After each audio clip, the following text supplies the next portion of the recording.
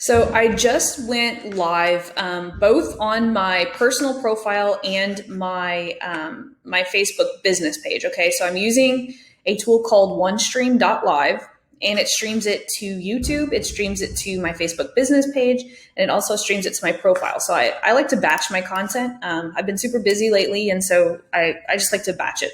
And so I'm going to show you guys how I boost posts, and I use it as a way to retarget. And you're going to see that I send it to 2 audiences every single time. So you can see I just went live via OneStream about 15 minutes ago.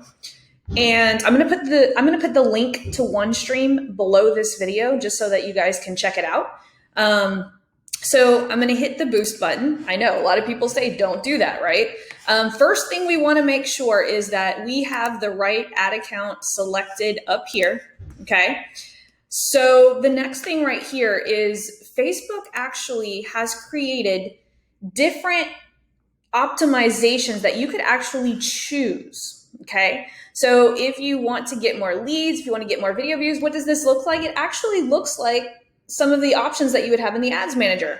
So now the way that I like to look at boosted posts, they're simply just ads that expire, right? And so why am I doing this versus putting this in the ads manager? Well, I'm going to test it. Okay. So I'm going to boost it. And then if I start to get engagement and this video starts to take off, I'm going to then put it into the ads manager on a daily budget, right? Because remember, a boosted post has a deadline on it. So that's one of the only 2 differences now between a boosted post and an ad. So the next thing, Facebook will allow you to put like a button. Okay.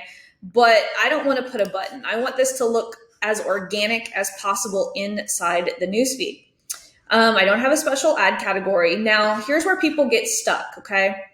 What I'm going to do is I'm not going to use the smart audience. I'm not going to do any cold targeting. Here's where a lot of people go wrong when it comes to boosted posts is they boost it to a cold audience. We're not going to do that. So check this out. I'm actually going to boost it to 2 audiences, and I boost my post to these 2 audiences every single time. Okay. So what I'm going to do is I'm going to look for your custom audiences. Okay. So I'm going to look for people who've engaged with my page in the last 365 days. Okay, right here. And then I'm going to go and grab the people who visited my Ad Coaching for 7 sales page and they didn't purchase in the last 180 days, because the pixel will keep your information for 180 days. Okay, so the 2 audiences I'm using, page engagement, page plus ad engagement in the last 365 days, and also who visited adcoachingfor7.com in the last 180 days. Those are going to be my 2 audiences. What I'm going to do is I'm going to select it for $5, and I'm going to change that to 3 days. Okay. I know it's going to tell you to increase the duration. I don't want to do that. I just want to do it for 3 days. And you want to make sure that you're selecting the correct pixel. Okay. A lot of people go wrong there.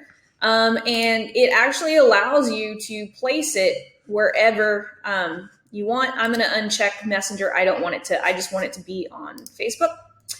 And I've got my domain. Remember that this is where the domain verification and your pixel and everything. So make sure this is correct. And you also want to make sure that you have the right ad account, because I see a lot of people, they're like, well, my audiences aren't showing up. And it's because they're not selecting the correct ad account. Okay. Because sometimes Facebook wants to default this to your personal ad account. And most of us are using our business manager ad accounts. And so we just want to make sure that that's that.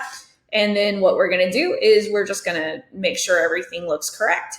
And then I'm going to hit boost post now. And then it is going to submit my ad.